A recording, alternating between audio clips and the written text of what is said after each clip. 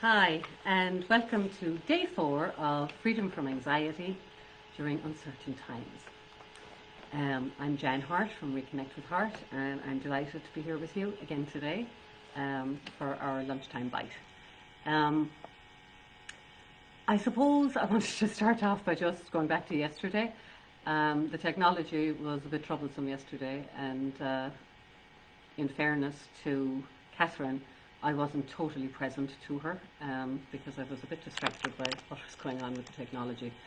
So I just wanted to go back because she did give us some gems yesterday when I listened back to it, and I thought they were too important to just glide over. So I've made a couple of notes. I have a couple of notes with me today. So I'm going to do that first, and then we'll move on to today's stuff.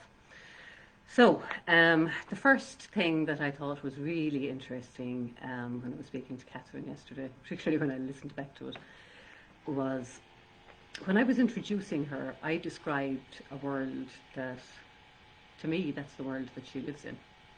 But what's really curious was when she came and spoke about her experience, while she acknowledged that all those things were going on, that wasn't how she experienced her world at all. It's important because it points to the fact that we all live in separate realities. I mean, I don't know how many people are on the earth right now, but it's probably something close to 8 billion. And there are no two people out of those almost 8 billion that live in the same reality inside their head. We all have something different going on. We're all unique. We've all grown up with a unique set of people, circumstances, different things written on our ticker tapes, as we were talking about the other day. And so we all have our own kind of flavour of thinking. And I know I certainly have some Jen-type thinking that I recognise now as my flavour of thinking that may not be others. So it's just good to know that and to pay attention to it. So that was the first thing. The second thing that Catherine mentioned was about showing up. She talked about showing up yesterday morning and going and voting because that's what there was to do. And that life is happening now, in this moment. And that's all we really have to do, is to show up to this moment. And it can be any moment. So it looks like I'm saying hello to myself. Hello, Jen. Anyway, good to know I'm live. There's somebody out there. Catherine from the team. Thanks, Catherine. So why is that important? Because we're talking about anxiety here. Hi, Kay. And one of the features of anxiety that is fairly universal is that when we suffer from anxious thinking, we spend an awful lot of time projecting our thinking out into the future, into tomorrow, next week, next month, next year. What if this happens? What if that happens? How am I going to cope with this situation? How am I going to cope with that person? How am I going to cope with whatever it is that's in your life? How am I ever going to go to those places? How am I ever going to do those things? How am I ever going to find a way to be around those people? But it's all looking out into the future. And there's a saying in this understanding, question really, and it's, are you home or are you away? So if somebody asks me, am I home or am I away? To me, I interpret that question as, am I here in the present moment, or am I off dreaming in my head someplace? Because the more we're present to what's actually in life right now, this second in front of us, and just show up to that, that's really all that's required. And it makes things a lot easier. And it doesn't mean that we don't plan, because obviously if you want to go on holidays next year, you're going to have to make a plan. You're going to have to book flights and book somewhere to stay and plan what you're going to eat and all that good stuff. So it doesn't mean that we don't do any of that, but it just means in terms of our anxiety that we start to realise that we're creating a lot of stories in our head. We're starting to use our imagination innocently again, but against ourselves rather than for ourselves. So I thought that was really important. Show up, life is happening now, in this moment. Come home, come home to the present moment. Okay, so Catherine also said, we have little influence over tomorrow, and that's so true. We can have all the stories and all the what-ifing and all the different scenarios that we can think and dream up. But we really don't know if any of them are going to happen. She talked about the unknown, and I know when I heard about, getting comfortable with the unknown and living in the unknown, it was quite a scary concept to me. I thought, I don't know about that. Like, I like to know where I'm going. I like to know what's coming. But when we stand back from it and really look at it, we don't really know. We have hopes and dreams and aspirations, but we don't really know what's going to happen tomorrow or any of our tomorrows. So that's it.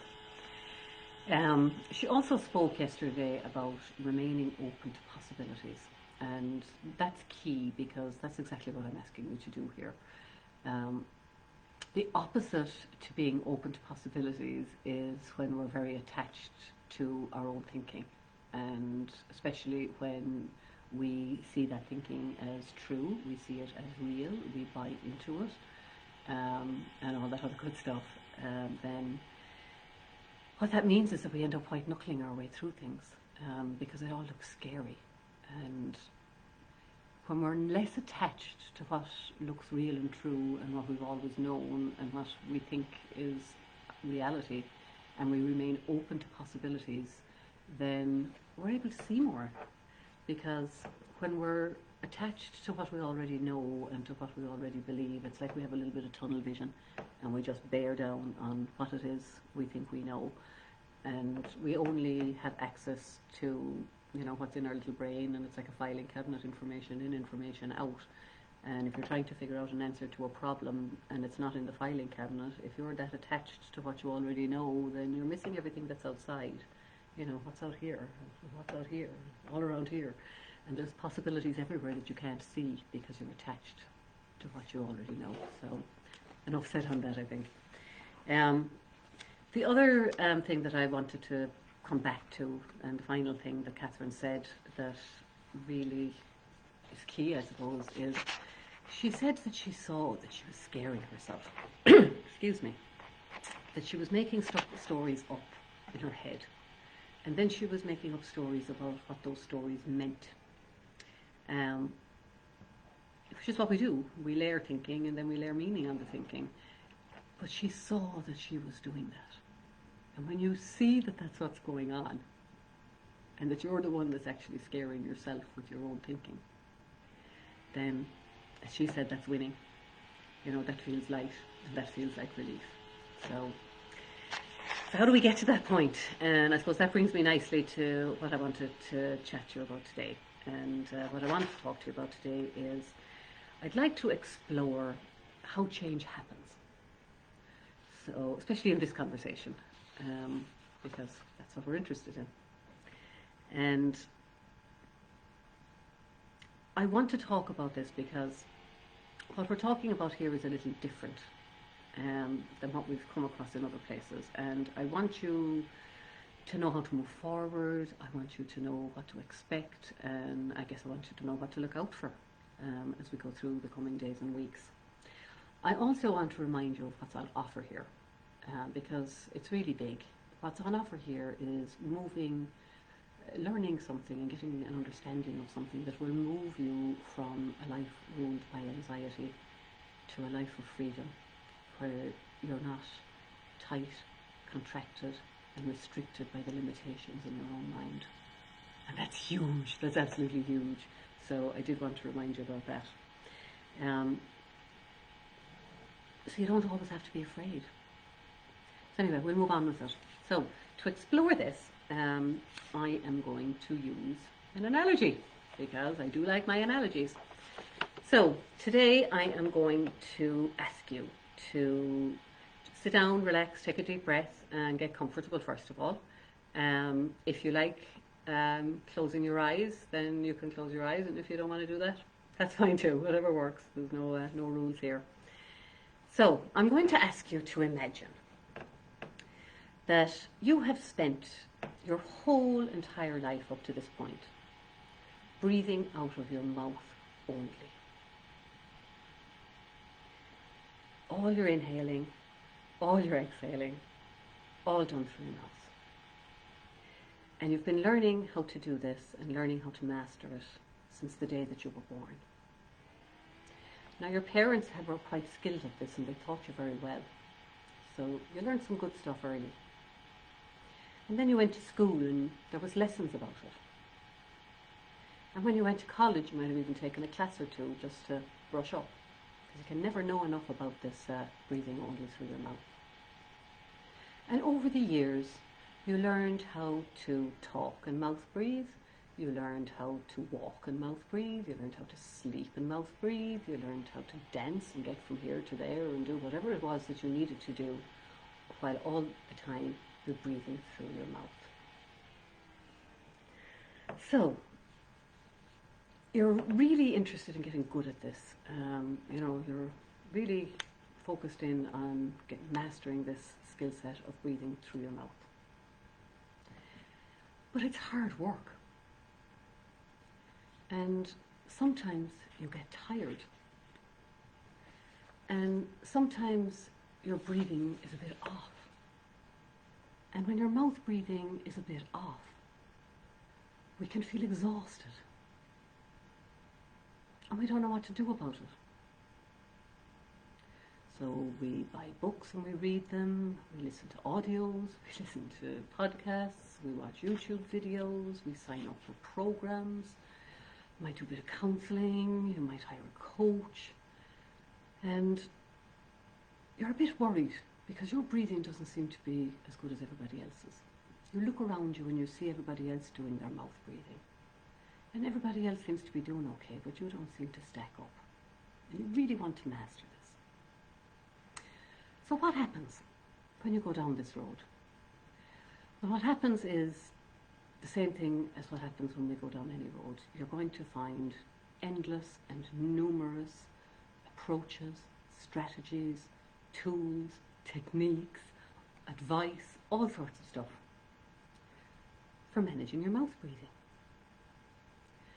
So it might look like if you open your lips slightly, you can mouth breathe like this. If you hold your tongue in a certain position in your mouth, that helps mouth breathing. Mouth breathing can be enhanced if you move your jaw this way, if you cock your head that way, if you put your top teeth out and your front teeth back, if you put your jaw out, if you tuck your jaw in. So you'll find all sorts of things to help you with your mouth breathing.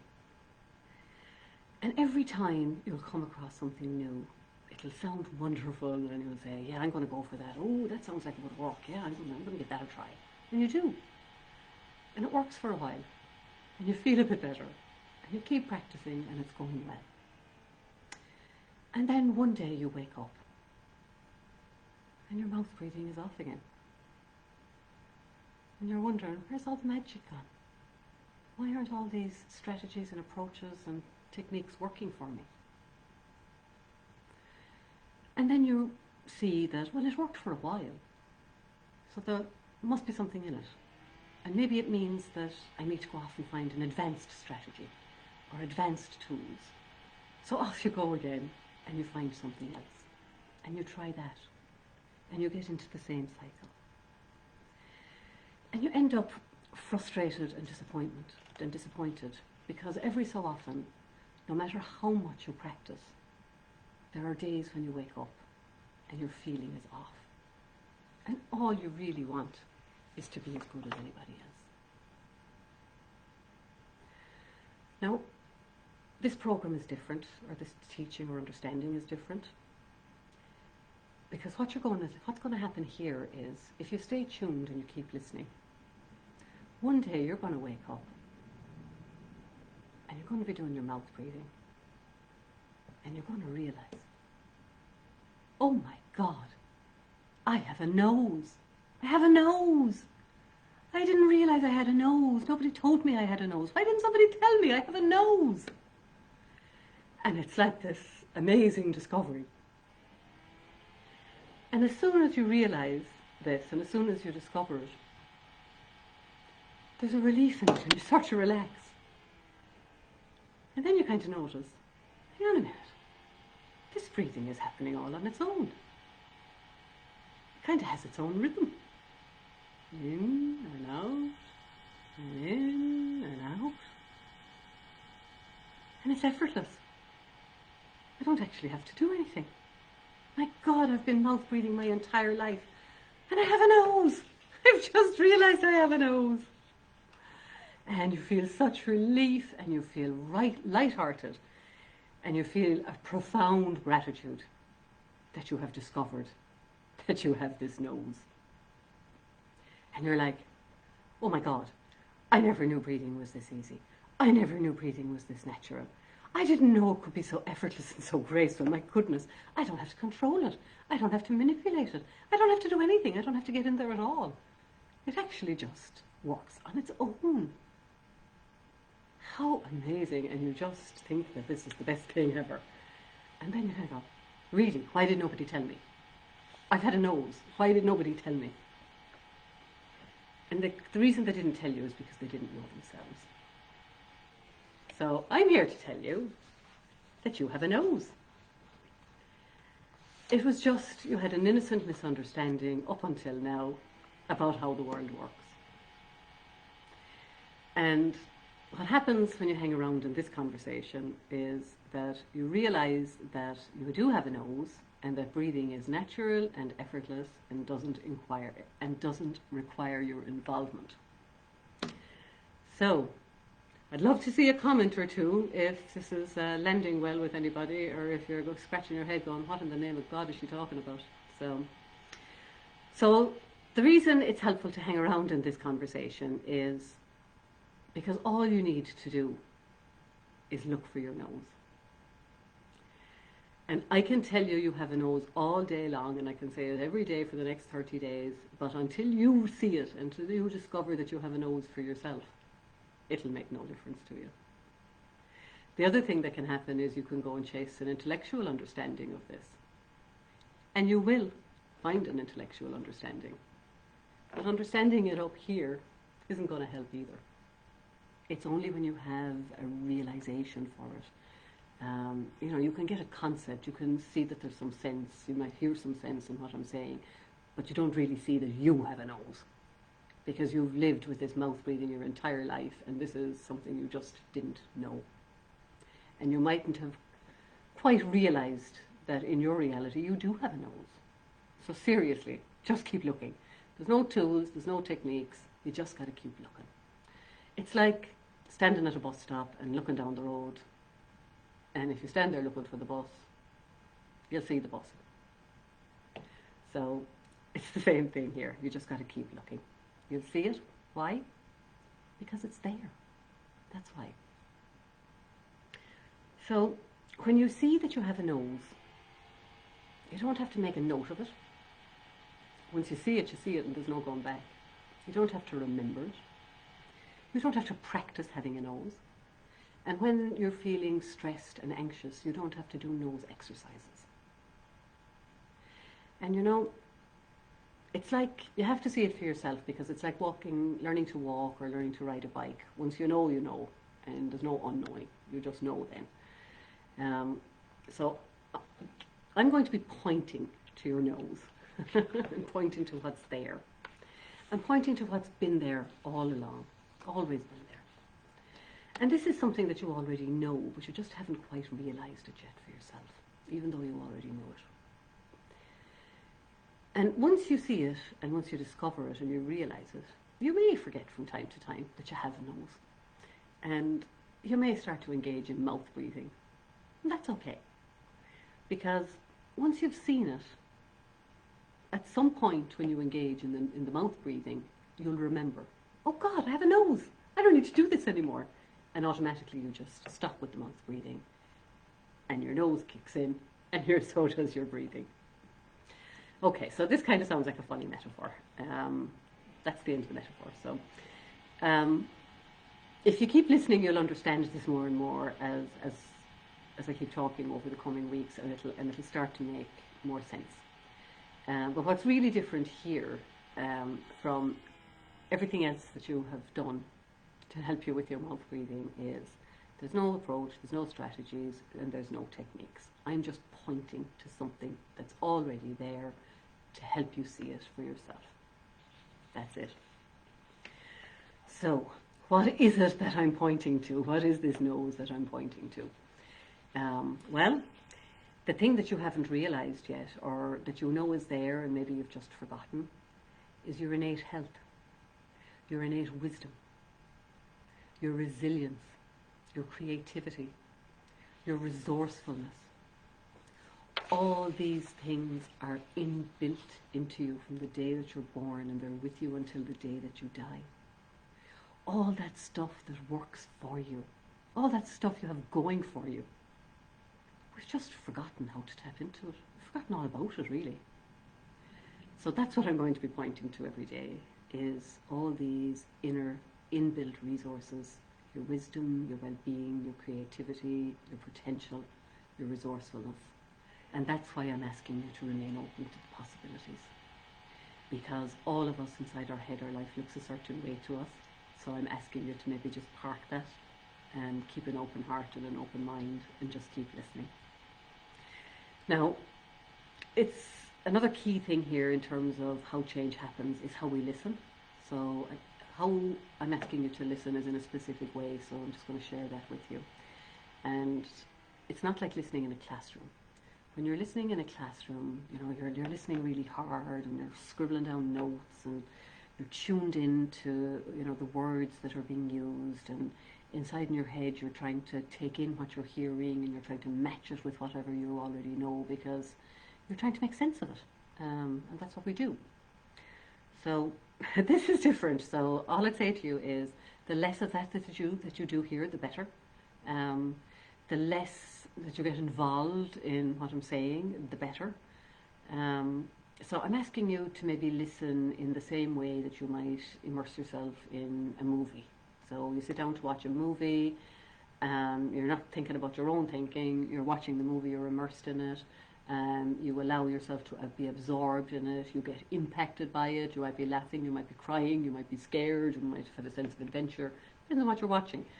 But when the movie is over, whatever impact it's had on you or whatever you've experienced during that, you don't keep thinking about it day for days after the movie is over. You turn off the movie and you forget about it, and you trust that whatever you took in, and whatever you didn't, you didn't. And unless you're a real movie buff, you probably won't even remember the actual scenes. And I know sometimes people will say to me, do you remember this scene in this movie? And I don't even remember the name of the movie. But if I see something, I'll remember that I saw it before. So that's the way I want you to listen. I just want you to immerse yourself in this and just be open to it and allow yourself to be impacted. So that's what you're listening for. Instead of listening for words, you know, or writing down notes, what you're actually listening for is impact. You're listening for a feeling, really, a feeling of relaxation, a feeling of enjoyment, a feeling of relief, maybe feeling a little more hope or a little lighter in yourself, anything like that. So we're listening for a feeling. So we're not listening for what's coming from up here. And if you do this and you come here every day and you listen, then as you go back out into your life, you'll just start seeing things differently.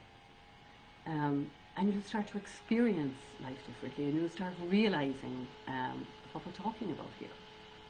Because, as Catherine said, that's what happened for her. She just, at some point, saw that she was scaring herself with her own thinking. And that created the change, and that created the shift.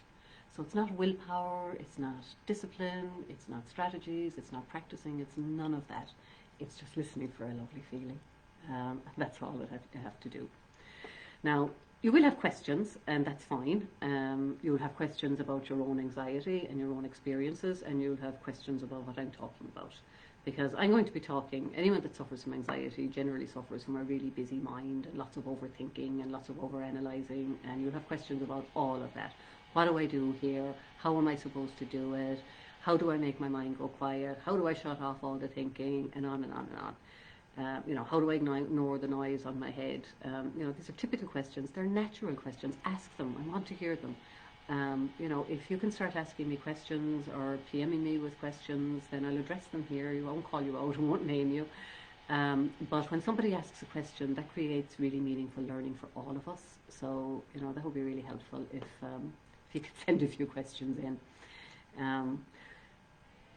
What I really want to know from you, and I'd love if you started putting a couple of messages into the comments here, and it doesn't matter if you're here live or if you listen to it later, but I'm really curious to know what sounds true from what I'm saying, what doesn't sound true, and where can you see yourself getting stuck, or where are you stuck if you are stuck? Because there's meaning in that, and that helps us all move along, because a lot of us will have similar thinking, won't be the same, but we might have similar thinking.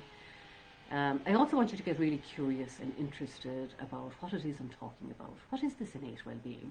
And get curious about what is innate wisdom. What is I have resourcefulness inbuilt in me. I can be resilient. I don't feel resilient. I feel anything but resilient. You're telling me there's resiliency inside me? Yeah, I am. So, I really want you to get curious about what is it that I'm pointing to. What does it do? I keep talking about this understanding, and now I'm talking about these inner inbuilt resources that can support you and guide you. So, just get curious about what it is and how it can benefit you. Because the more we understand the system and how it operates, the easier a time we have in life, and we tend to navigate our lives in a more graceful way. So, when we really start having some insights around this, particularly if you suffer from anxiety, the practical application of it is, if you have a panic attack, you're going to know what's going on. Now, the panic attack will still be awful, and you'll still have the shaking and the sweating and the dizziness. You might have the out-of-body experience, and the auras, whatever goes along with it. It's different for different people. But when you know what's going on, it doesn't have the same impact, because just like I was talking yesterday and saying we're like the sky and the clouds are passing through us, our awareness can hold all of the good stuff and all of the bad stuff, because we're the rainbow and we can hold it all. We can hold space for the anxiety attack, the panic attack, the stressful thoughts, and we can also hold space for the fact that we know what's going on. And again, it creates distance and a bit of space. And when we have space, we can make new choices. So that's really helpful. You'll also know, a lot of people say, should I start taking medication if I suffer from anxiety, or if I'm taking it, why should I stop taking it? If I'm starting to feel better, do you think I should stop taking it? And I'm not in the business of giving advice to people or telling people what to do, because you have your own wisdom. I have mine and you have yours. And your wisdom is custom built for you. And, one of the things I've learned is that my wisdom kicks in the moment, in the now, because life is happening now. And the wisdom I need for a problem or a meeting next week isn't going to show up today. It shows up in the moment when I need it. And the more we look back in our lives and we see how this has happened, the more we start to trust it. And the more we start to trust it, the more we see. And the questions that we have tend to get resolved themselves as our own understanding deepens.